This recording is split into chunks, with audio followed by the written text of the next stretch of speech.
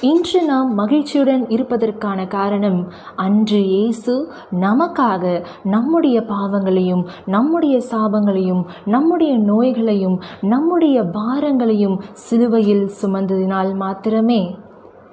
நாம் அவருக்காக என்ன செய்ய போகின்றோம்? சற்று சிந்தித்து பார்ப்போம்.